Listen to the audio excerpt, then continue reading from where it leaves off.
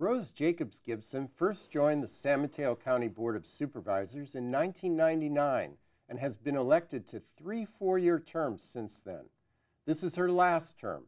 Supervisor Jacobs Gibson represents the 4th District, which includes Redwood City, Menlo Park, East Palo Alto, and unincorporated North Fair Oaks.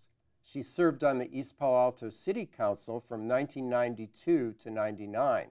But today's interview with Supervisor Jacobs Gibson will focus on her recent 2-year term as the president of the board of the Association of Bay Area Government, ABAG. It's ABAG that assigns the number of affordable housing units that each Bay Area community must prepare for, an exercise that generates a lot of heat and controversy. We'll hear more about that in just a moment. Stay tuned.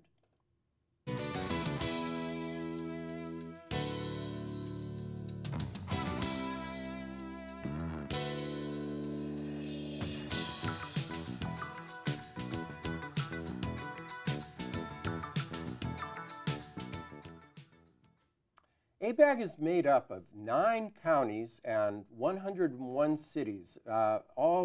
It's made up of representatives from all of those locations, and it serves to project about the economy and about the changing population in the Bay Area, and then support those cities and counties in making decisions and policies that create healthy and vibrant regions.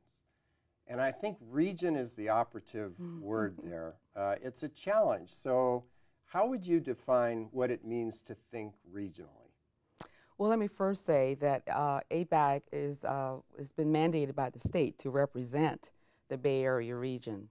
And it's been, and as such, it has a executive board that is of about, I think the total number is around 35 members representing the 9 Bay Area counties and cities. And oftentimes, a lot of the members who serve have been selected by their region, by their local regions. As an example, Santa Clara County's Council of Cities would actually, and San Mateo's would actually appoint the number, a couple of representatives to serve on ABAG as representing that whole area. So that's kind of how it's done. And then you have representatives from each of the 9 counties. So that's how it's comprised. And it's a membership organization. So all 9 counties and 101 cities are members. And we serve to support our member cities in a variety of ways. So I heard you mention that, arena. That's only one of our activities. Right. It is one of the most controversial, but fortunately, I mention it because it brings all the viewers to the TV set or their computer screen, because they want to know about the housing numbers. I don't know why, but why do you suppose it's one of the most heated areas of ABAG's, one of the most challenging things that we do? Well, let me first, I think first I would want everyone to know that it is a state mandate that ABAG has that responsibility. And so that's one of the primary responsibilities we have as a mandate from the state. And the numbers are provided to us from the Housing and Community Development Department. And so they're the ones who give us the numbers for the entire region. And then we have the responsibility to determine what method we would use to actually allocate those numbers. That's why it's called the Regional Housing Needs Allocation. And so as an executive board, we actually establish a committee to then to determine what the methodology is going to be for us to determine those numbers to allocate to the cities and the counties. So a little detail about how one city gets one number and another city gets another number. What are some of the criteria? It's really based a lot on growth and population. And jobs. So a lot of those factors come into play when you look at how to determine. And some cities, as you can imagine, don't grow as rapidly as some of the others. And so that takes a lot. That's only a part of the factors, but that's one of the primary ones, is jobs and growth. So you're trying to tweak the jobs housing balance and make yes. it so that people are working somewhat near where they, living somewhat near where they work. And also the projected growth of the particular areas as well, because as you can imagine, we're lagging behind right now, even with the crises that we just experienced with foreclosures. We were already lagging behind in building housing, particularly affordable housing. Those numbers are still growing while we're concerned about the crises that we're currently in, believe it or not. Wow. So we are not going to come out of this with any less need for housing because the population still continues to grow. So you have 101 cities. Is it pretty much the norm that most of the cities say, wait a minute, no, we have enough affordable housing already. Stop with those big numbers?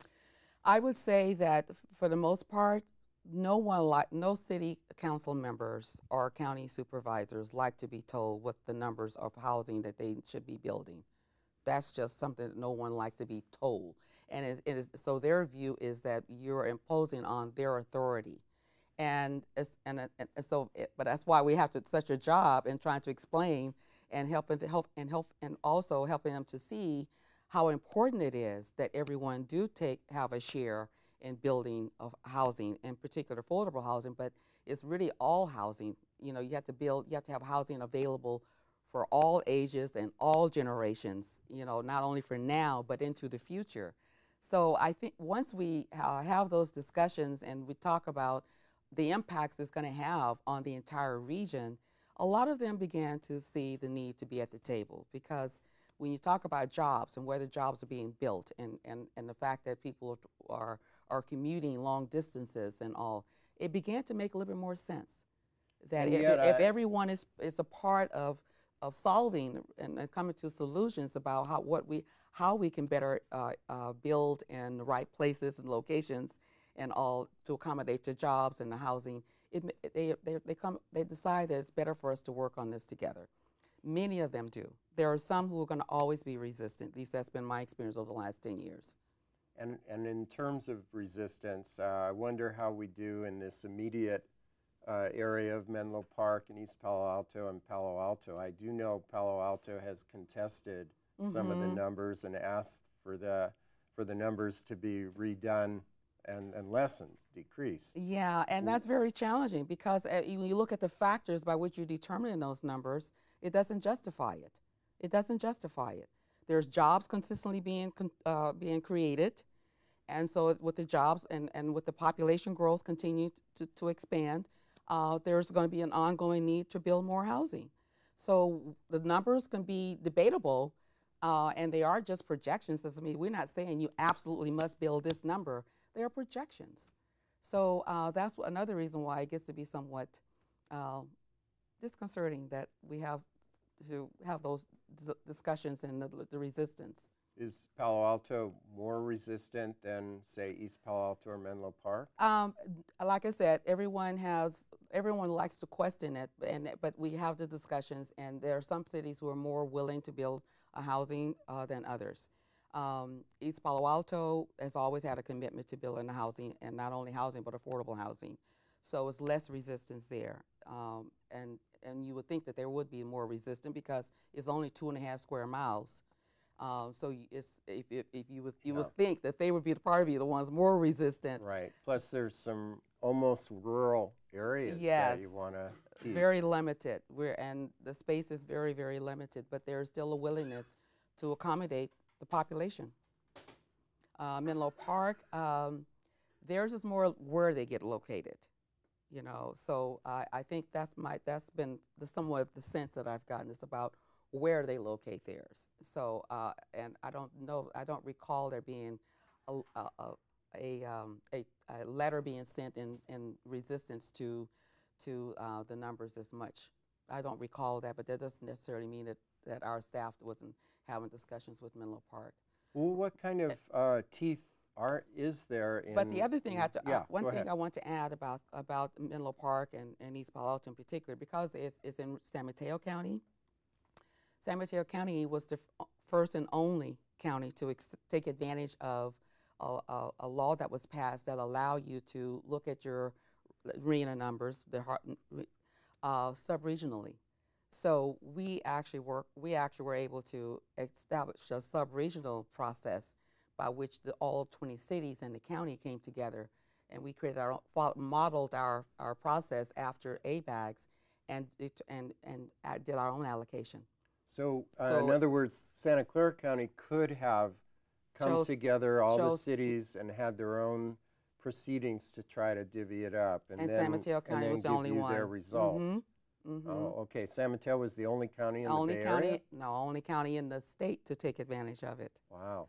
And it was a wonderful process. I mean, because the city council members who served on it were able to sit and determine the methodology along with our congestion management executive director, CCAG, City and County Association of Governments. He served on it, Rich Napier, as well as Dwayne Bay. So they actually worked so we had a technical advisory committee along with the policy committee. And the policy committee, of course, was the council members. So they worked out a nice methodology that they thought that they might be receptive to. And through that process, we were able to come up with all of our allocation. So when you do get pushback from a city, what happens on ABAG's side of that equation, and what enforcement is there? There is an appeals committee that's established as well. And with the appeals committee, you have to justify why you think those numbers don't work for you.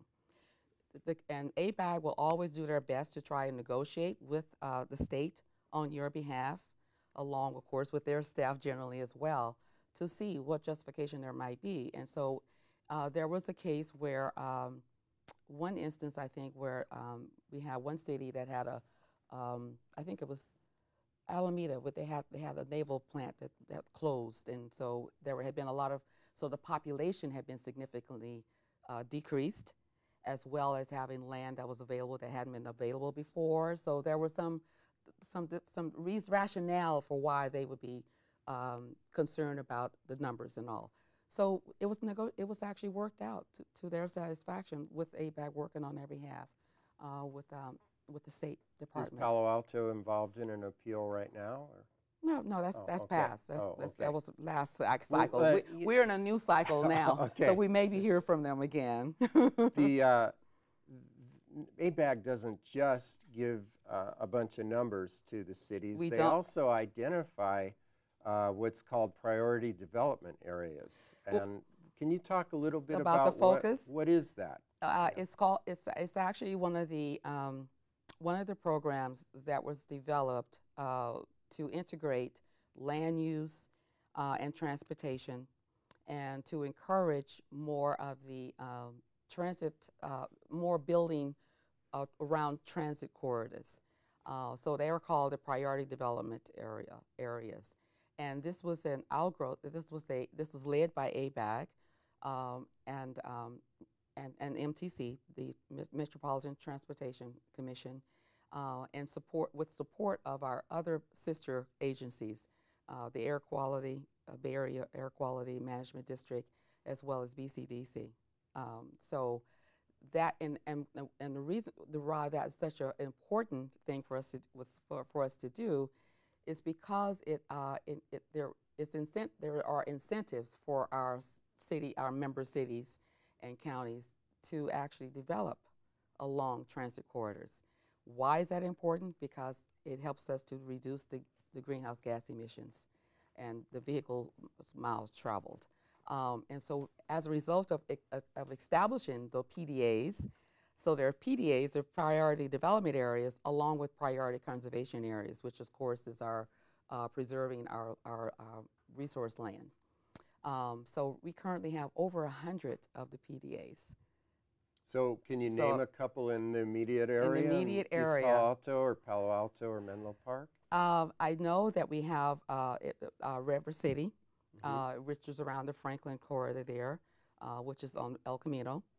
I believe Mountain View has an area as well. I'm trying to remember about Palo Alto. I think I can look and see that. Well, it's probably El Camino as well, probably, huh? Yeah, there's a number of the priority development areas that are along the El Camino corridor, Is there up and one down the in, peninsula. since San East Palo Mateo, Alto? Yeah. San Mateo has one.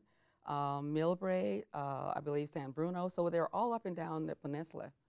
But San East Jose Palo has Alto some. isn't on a transit corridor, so did they Right. have So PDA? they didn't get the actual. I thought they didn't get the actual PDA, but they did get some additional funding for one of the transit areas that they were looking at because of the Dumbarton Rail possibility, the Dumbarton Rail.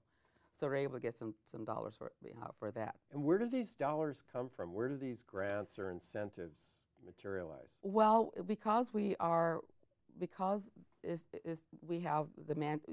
ABAG and MTC work so closely together, and we're been mandated to actually work on what we'll probably talk about later, implementing the SB 375. All of this works together, even though the focus came before SB 375. We were already well on our way. So as a result of the partnership that we have with this agency, they actually do provide some of the funding, along with the state transportation, Caltrans. So we get dollars from the state to assist us as well. Is that ABAG that looks for those dollars to then offer to the cities, or is it the state that says? You always initiate things like that. But that not to suggest that that there hasn't been programs that's been developed, like during the time of Sonny McPeak, when she was the transportation director for the state. She implemented the blueprint, which was a statewide project, which was to bring together the land use and the transportation and all. So because we were actually so eager to respond, we got funding through the blueprints for several years. So that helped as well. The website. And then once that was gone, then we had to find additional types of dollars as well. So we've been successful in getting a fairly substantial amount of money to be able to provide incentives to those cities who have these wonderful programs that either were already planned or they were in the midst of planning, because they were like planning grants for those who were wanting to do the planning, and actually some of the implementation for some of those who were ready to go. And I saw on the website that that although the PDAs, there's over 100, like you said, only account for 3% of the land in the Bay Area, it could, if that was used for developing housing, account for about half the whole need that's been projected. Is that the case? I don't know if it would be half of the need, but it would certainly make a difference. But I think one of the equally as important issues is that what the studies show is that when you do build more housing around transit, you have less people on the highways. So there's less miles traveled. You are reducing the greenhouse gas emissions. So that too is one of the great things about it, which is the reason it's so important. And you brought up SB 375, a law that came into being in 2008. And it's supposed to help regions strategize so that they'll have fewer carbon emissions or gas pollution, air pollution. And so did that change the work of ABAG? Did it affect ABAG in one way or another? Actually, it's work that continues and has been elevated to the point where we are now having to do additional work. That's really what it amounted to, because the good fortune is that the SB 375 mandates that ABAG and MTC implement it, which means merging, integrating the land use and transportation and reducing the greenhouse gas emissions, which we are already working on. Over the last 10 years, we have been working to do just that through our smart growth strategies that was implemented over 10 years ago. So we have just been evolving along the way and working and having the regional agencies do our plans. So a lot of what's been mandated, we were already doing which was really, really good because we had the Joint Policy Committee, which is those 4 agencies I just mentioned, ABAG, MTC, the Air District, and BCDC, which recently became an official member just last year. So our regional plans are already being reviewed by each other, and we are actually working to develop things, working to integrate our targets on each other's plans. The regional transportation plan that MTC has to produce, our housing needs, our housing elements, our housing needs and allocations. Those numbers are being integrated in the RTP, the Regional Transportation Plan. The sea level rise is going to be a part of the actual plans that we actually develop, and so along with the greenhouse gas emissions, the carbon footprints. Well, the Air District, once they get those targets, that too would be taken into consideration as we work on our sustainable communities strategies. So we were already well on our way, which was kind of nice, actually. Right. So but it doesn't mean, however, that we knew exactly what to do once we got this document that says, all right, you now charged with implementing the sustainable communities strategy for the whole Bay Area. And why? Because that means that we then have to partner with not only our local agencies, but then all of our local jurisdictions. They have to be a part of creating this document. And it's just one document. It's not each individual city doing their document. It's one document that we have to collectively create. So are there more carrots and sticks as a result of this law than there were before, when ABAG would suggest these different ways to develop? I hate to tell you this, but it is another unfunded mandate. We were mandated to do this work with absolutely no funding provided whatsoever. And the funds what would you need the funds to do? Remember, we just talked about the challenge of having to work with and partner with 101 cities and 9 counties. That's a monumental task. Yes. Yes. So first of all, we have to talk to them about, help them to understand why this is important and how it's going to benefit them and how it's going to benefit the region. So it's a lot of education, a lot of work that goes into working and partnering, collaborating with all of the member cities and counties to actually establish this document that we've been mandated to do. Were you able to convince the state to come up with some funds?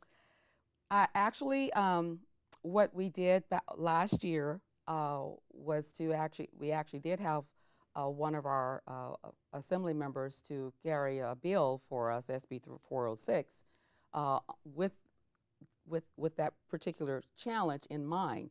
It's like now everyone has been real proud of AB 32, the Global Warming Solution Act, which is a model for the nation, okay? Wonderful. Now you have a complement to that, SB 375, which says how you should implement it.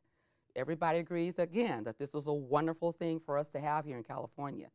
Now you ask us to implement it, we have to have some money to do that. So help us generate the dollars and allow us, our member cities and counties, to actually develop this document. And so the bill went all the way through the Senate and the Assembly to the governor's desk, and he vetoed it. Wow. So we're back at square one.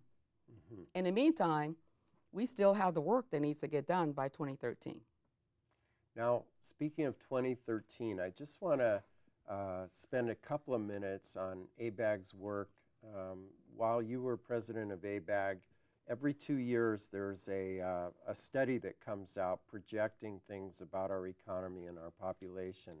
Can you mention any particular things that came out in the projections study of 2009? Well, it's interesting. Our projections to 2009 was a little different from some of the others in that they talked a lot about projections and priorities. And the title of their projections is Building Momentum. And inside the document, they talk about changing times and changing minds. Are we really ready to accept the challenges of the the changes that is occurring in our area. Population, you know, as an example, the population growth that's projected. It's projected that our population is now around 7 million people in the Bay Area. By 2035, guess what it's projected to be? An additional 2 million. Wow. So again, talking about growth. But what's different, they pointed out in this time, is that we have a growing aging population. For the first time, it's going to be a larger number of the population being 65 and over. And so how do you prepare for this aging population? So that was one of the things that I thought would be noteworthy. There are a lot of people who are aware of the change that creates, the need for change that it creates, but others are not. And so housing needs, transportation needs, and medical care, all of those issues are having to be addressed as a result of preparing for this growing, changing population. Now, throughout your stint as president of ABAG, you were also a representative, you were the supervisor of San Mateo County. And so I want to ask just a couple of questions with your supervisor hat on, and then come back to ABAG and some of the work you did. But I was thinking about it because of those projections, and we recently, a couple of weeks ago, had Santa Clara County Supervisor Liz Niss on the air, and she spoke about how in Santa Clara County, because of the recession, because of a whole long time of reduced funding from the state, that Santa Clara County has spent all the surplus revenue that came in during the boom years and are down to just their reserves and whatever comes in from taxes this year. So I'm wondering, is it similar in San Mateo County? Where are you financially? Financially, we are, everybody is been hit by this. There's no one who, I don't know of any, I should say, that hasn't been affected by it in a negative way. Fortunately, we, like Santa Clara, did have a healthy reserve because we did choose to put away a higher percentage into reserves during the good times. And we also chose not to take one-time funds to create programs, so that got put away on some more immediate needs. And then the other thing that we did that helped us to not be in a position where we had to lay a lot of people off is that we started freezing positions over 2 years ago. So that too helped. So now when we just recently had our budget hearings, just so our departments can kind of present to us what they're projecting to do. You see that they are using those vacant positions and eliminating them just to balance, to get their budgets to a point where they are somewhat balanced. But so yes, so having had those hefty reserves has helped. As far as surplus, no. And the reason for that too is because of the retirements that we had to plan for. That too we had to plan for. We actually worked a couple of years ago on how can we eliminate this structural piece over the next 5 years. So we just finished that before we got hit with the state's reductions. So that was another hit for us in towards trying to maintain a hefty reserves and having a stable budget where we can preserve as many positions as possible.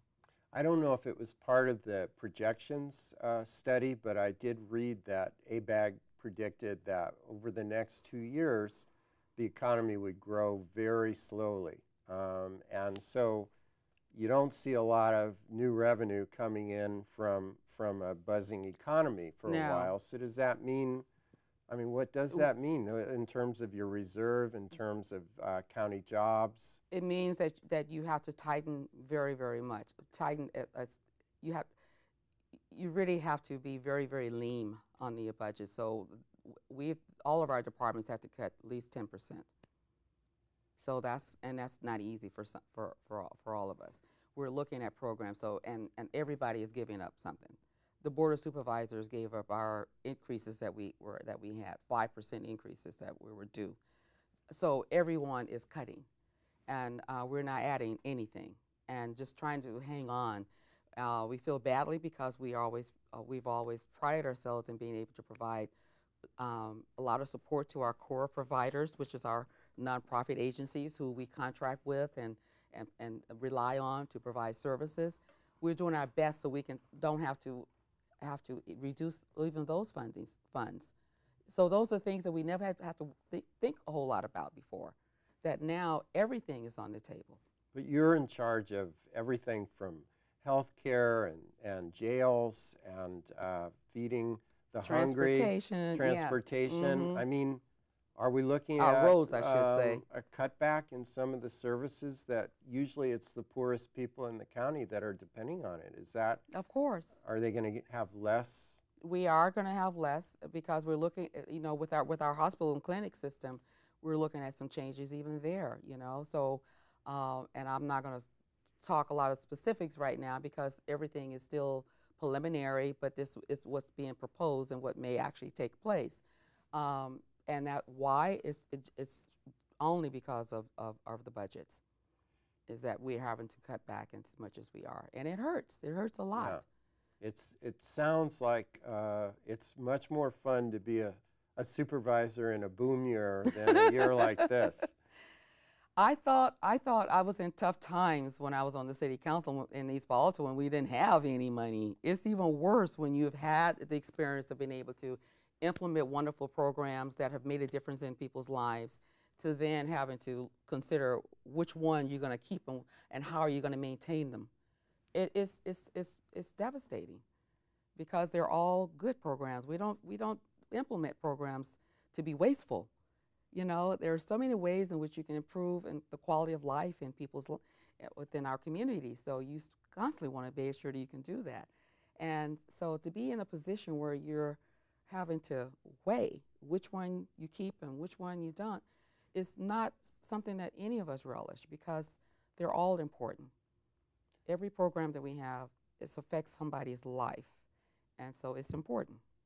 Let me go back to in your role in ABAG, a program that is probably dear to your heart, that because you were the initiator of this program, and that's the Youth Gun Violence Initiative that you spearheaded, I guess. Can you give us some details about what that meant and why is it a regional issue? Well, I'm glad you asked. It's a regional issue because what we talk a lot about as elected officials, as officials and people who serve the public, is as providing good quality of life. And when you think about the quality of life, you talk about the environment, you talk about providing people with good jobs and people and public safety, all of those areas. And so therefore you want the entire region to have a good chance of having the best quality of life possible. So if we have cities within our region who are suffering and struggling with how do they deal with the large number of homicides or injuries as a result of young people who are getting illegal guns in their hands and using them, So to me, it's not just something that we can turn our heads away from when we have a sister city and a county who is struggling with something like that, because their quality of life isn't equal to some of the other areas. So that's why I see it as a regional thing. So that's from one perspective. The other is that if we were to take it on as a united front, it's a better chance of us having an impact. Whether it be simply looking at resolutions and ordinances that we all choose to adopt to send a message that this is not, that we really do want to reduce this, even the possibility of this occurring, would be one way. And then the other would be how we can market this, the impacts that it has on communities, so that others can see, number one, that even though you may have you may not have any issues within your city or town, there are impacts still because, you know, people move around, and so we're all sharing the same air, and we all are impacted by whatever another city or county is suffering from. So that's kind of the reason. But one of the primary reasons why I wanted to get started on it at all is because I was concerned about the fact that they are youth who can't legally buy a gun. So and the fact that the media don't seem to ask the question, well, where did they get the guns from? If they can't buy them, where are they getting them from? So somebody needs to be able to not only ask the question, but see what we can do about that particular issue. And because it's generally the communities and the urban communities that suffer with this. And so those young people don't just go out and manufacture those guns. They are brought into the communities and somehow get into the hands of them. So that's what basically kind of motivated me to want to do something about it, and recognizing the fact that it has a broader impact on all of us. The more we studied the subject, though, however, we then looked at the fact that it's a public health issue, public safety. It's even an economic one, because everyone who gets shot don't die. So you have hospital costs, clinic costs. So it has an actual economic impact. Not only, and not to mention the mental health of a community. So it's very broad. And so we are working on preparing a document that explains it very well, that we can share with our member cities and counties. And we have resolutions that and ordinances that were model ordinances that were presented to us by an organization in San Francisco called Legal Communities Against Violence. And so we're doing that. We're going to be working on a regional perspective, regional coalition, building a regional coalition with other advocacy groups and all. And we're going to have a marketing piece that we want to work on that would include the media, so that we can change the messaging, because we figure that's something that needs to get done, so we can share how impactful it really is, so that it's not ignored by some, but everyone can recognize that we're all one region. Can you give a couple of examples of the ordinances or the resolutions, the model ones that you're going to promote? One addresses having the dealers to gun dealers. Yeah, sorry. Yeah, we are talking about the gun dealers, not the other kind of dealers. But yes, one where there's a notice, you know, for anyone who actually purchased guns to have to actually get the licensing and the notices that goes with it, and then letters that can go that a sheriff would actually be able to send out to anyone who actually applies, so that they are actually are notified that that it's recognized the fact that they have applied for it, so they can make a decision whether they really want to purchase it or not. And so that's just a couple of them. And does it also inhibit people that buy it for the purpose of getting rid of it? Mm-hmm. Yeah. Mm-hmm. So in terms of the big one, earthquakes, you know, that will inevitably someday, unfortunately, hit the Bay Area, is that part of ABAG's overview as well? How does ABAG think about that? The earthquake. Well, there's two parts of the disaster preparedness that we actually been a part of. One was that we did a hazard mitigation report in which we had all 9 counties and 101 cities to actually participate in. And we had a staff person who actually spearheaded that and did a great job of having all of our cities to actually develop the plans for how they would be prepared to address a disaster, which was great. And so we had one report that included everyone in it. So that was one thing that was done. And then the second part of it was that there was an acknowledgement that, okay, it's good to be prepared for a disaster when it happens, but what happens after? What about the recovery? What does that take? And so, and since ABAG is housed in Oakland, our current executive director was the city manager of Oakland, and when they had such a tragedy up in the Oakland Hills, so there was some knowledge about the fact that there is such a tremendous need to be prepared for the recovery, and what that takes, and how involved that is. And so we also took on the challenge of looking at long-term recovery plans. So that's still in the, they're still actually working on the final pieces of that. But it actually involved having workshops and meetings around the subjects of the hospitals, as an example, our schools, our government centers. And so actually individual entities talking about what that might involve, so that they actually have, for schools as an example, should the schools be prepared for recovery? How should hospitals be prepared for recovery? And so it's very comprehensive, and I thought was a very good thing for us to take on as a technical assistance primarily for our member agencies and cities. So your political career has now spanned 18 years of public service since you started on the city council in East Palo Alto. And your term ends in 2012 as supervisor. It'd be your final term. My final full year. So any plans after that? They're not certain at this point. It's been absolutely a wonderful, wonderful privilege and an opportunity to be a public servant. I've learned so much, and hope that others will feel that I have given and served them well for all of these years. And so, but I am actually at a place where I'm okay with moving into a new season in my life.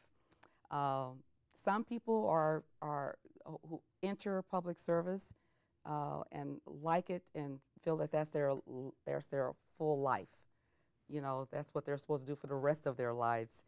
I, on the other hand, see this has been a phenomenal season. And so I will be ready to enter a new season in my life after 2012. And now I will be sure to let you know what that new season is. But it might be closer to home, it sounds like. It would probably, hopefully it will be something that's a little less demanding. Or should I say, largely less demanding. Because, you know, public service is quite demanding. You're 24/7. I don't think a lot of people realize that, but it's 24/7. You go out into the grocery store or to a doctor's appointment or wherever, and you're engaging in conversations about issues, you know, with whomever approaches you, because that's what's expected of you. You know? Did it change over the 18 years? Did you find that public service was harder, different in some ways as the years went by? It is. As far as your demeanor and how you represent yourself, I would say is fairly constant, because the expectations of public officials is quite high, and as it should be. We should be good examples of how to live good lives and honest lives and lives of integrity. All of those things are important. And serving people, you know, because all of us do like to make a difference. So be an example of how to make a difference in the lives of your community. But I will say there was a difference between city council and supervisor because it's so much broader. And particularly San Mateo County, because we don't only represent our particular districts, we represent the entire county, which I thoroughly enjoy, because we don't make our decisions in silos. We look at it from a broader perspective, and every item on the agenda we pay attention to, and we are throughout the county. So I like that, and so it was a lot more to take on, and it's also, as you mentioned earlier, a lot more. It's a lot broader, because it's not just redevelopment projects that you may have in your city. It's not just community service. It's you talking from 1 minute. Well, one of the things I will say, I had no idea that I had such stewardship of so many things until I got on the Board of Supervisors, the little critters, you know, that you never even heard of. I have the responsibility of looking out for, ensuring that the bridge don't get built over them during their breathing time. Mm-hmm. It's been fascinating. So the breadth and the depth of the issues that we have is so much broader. And is there a single regionally. Issue? I'm sorry. No, go ahead. Is there a single issue that might have been one of the toughest to cast a vote on that comes up to your memory the quickest? One of the hard ones that you had to decide about? I guess one comes to mind mainly because I would never have ever expected that I would have had to make this decision as a board member, you know, a public decision about, and that was Prop 8. That one came about, you know, because it was brought to the board, and we actually had to grapple with making a decision about whether we want to support it or not. I never ever would have imagined that I would have been in a position where I had to make a public decision about that. But at the same time, it was an interesting process that I went through because of my own faith and my relationship that I've had over so many years with so many ministers and pastors and people of the faith. It was a very uncomfortable one initially, but I had to really, really, really think about, what does this really mean, you know, and what am I really making a decision about? And so when I really got down and had a lot, and I made a point to have discussions with a broad cross section of individuals, so that I had a good basis of how to make this decision, what I was making the decision on. And it boiled down to the fact that the decision really from my role as a public official and being a good steward for everybody, was that it was a civil rights discussion, you know, and the rights that people have. And so it was a very challenging one initially, but after thinking it through, working through it, having these discussions, I was quite comfortable with the final decision I made, even though, like I said, it was extremely difficult, and I wasn't happy initially with being put in a position where I had to make that public decision. So the supervisors passed a resolution. It was on our agenda to actually support same-sex marriage. And I imagine never, you ever took some heat as a result. Is that? Actually, I didn't. You know, I actually would not have been surprised had I gotten phone calls and emails and just been flooded with a lot of for, against, whatever. I would say that the response I got was very favorable. Those are ones who actually responded to my vote. I'm not suggesting at all that others may not have supported my decision, but they didn't call me up to say so. Recently, another big thing in the news was our healthcare reform. And I know that that's on another stage, but it has its ripple effects on the county level and on the Bay Area level. It affects all of us. How do you see the ramifications of the healthcare reform? Will that ease some of the burden of the county? We are still analyzing what the actual bill actually has in there and how it might actually affect us. So far, it appears as though we may benefit well from it, but I'm happy that it actually got passed, because it's something that needed to happen. But I think it's going to be a work in progress. I don't think that we're going to all realize the benefits of it initially. I think it's going to be over time. But I'm extremely excited about it, and the potential for our county hospitals and clinics being able to provide services without having to be so concerned about our general fund being drained as a result of them providing the services. So you've shared so much of your opinions in a very candid way. I'm just wondering, though, if you woke up one morning and it was your vision of what regionalism means and what kinds of policies the Bay Area could adopt, and that day and in the months following, everybody was going to agree with you. Can you elaborate a little bit on your vision of a regionally healthy Bay Area? I think we live, well, as you well know, we live in an absolutely phenomenally blessed area. The Bay Area is rich in beauty, natural beauty. We have such innovation here with all of the wonderful corporations and all that we have. You can drive within short distance to get to the bay, to the sea, over to the Half Moon Bay or to Monterey, and you can go north. So we live in a wonderful area. So the Baylands, all the Bay Trails, I would love to see those complete because we've been working on that over 25 years. So to see that actually completed, and we are about 3/4 of a way finished through that, so that we can encourage more walking and biking. So that would be one thing I think we'd love to see. More of our electeds recognizing the benefits of density and building along transit corridors.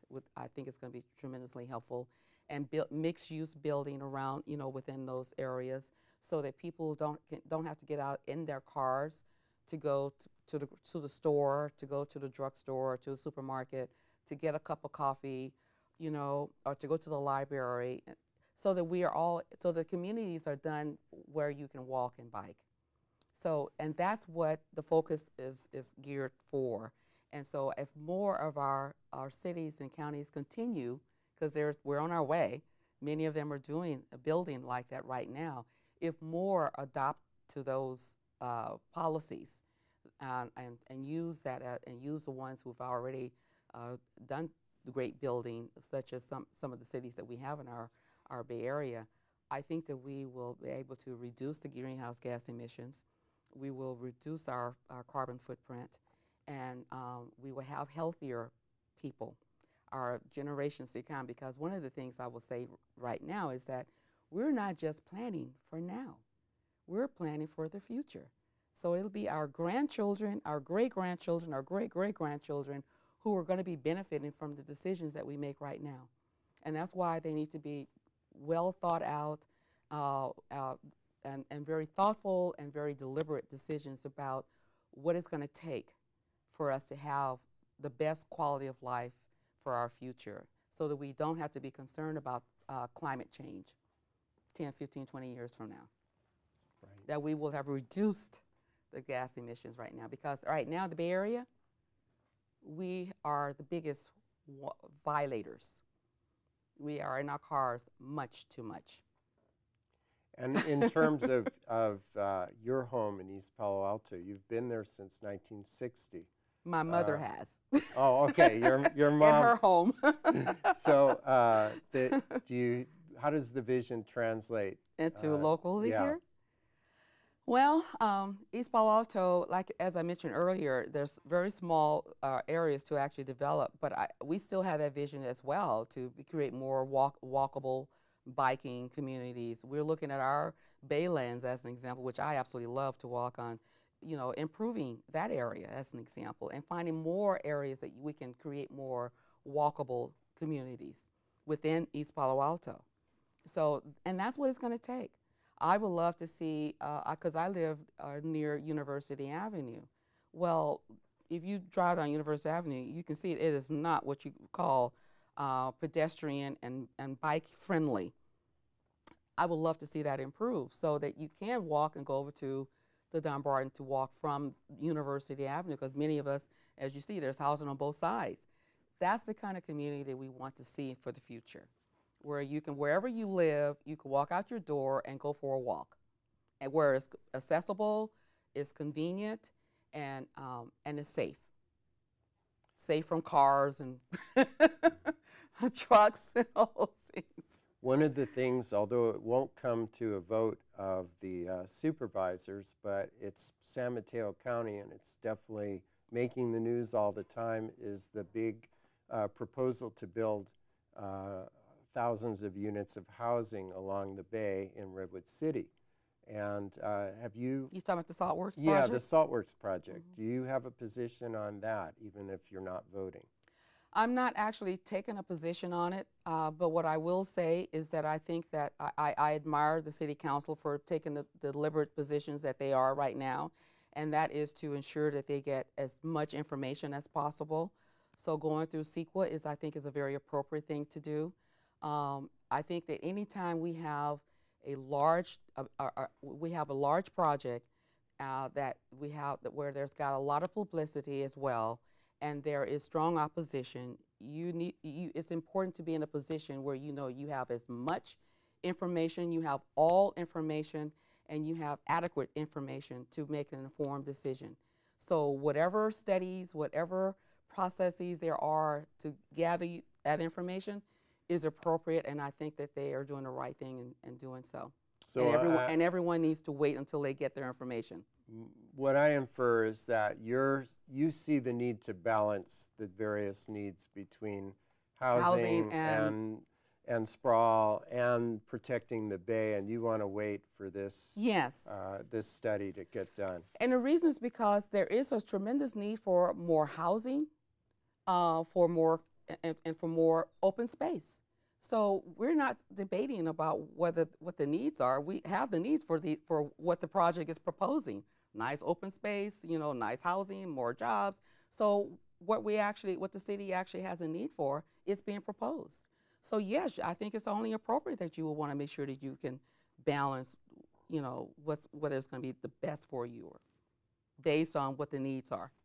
And if you, this is the last question because we're running out of time, but if you had the ability to pick one thing that you wish the press would really jump on and write a great story about in terms of the work of ABAG in the Bay Area, what would that story be?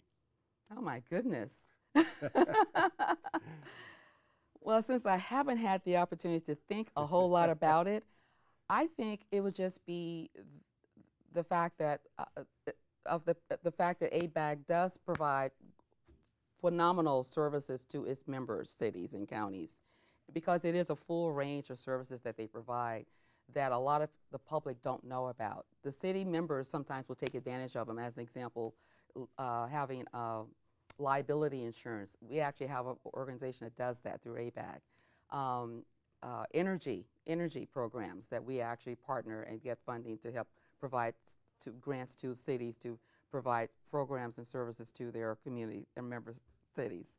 So there's a range of services that a lot of folks don't know about. So I think that would be a very good piece to write about. Well, thanks very much for spending an hour with us and going through that incredible scope of your involvement, not just as supervisor, but as president of ABAG and as an 18-year public servant. We owe you a lot of thank yous. Oh, thank you, Elliot. It's always good to sit and talk with you. Thanks for joining us today, and we'll have more interviews with important local leaders in the future, so stay tuned.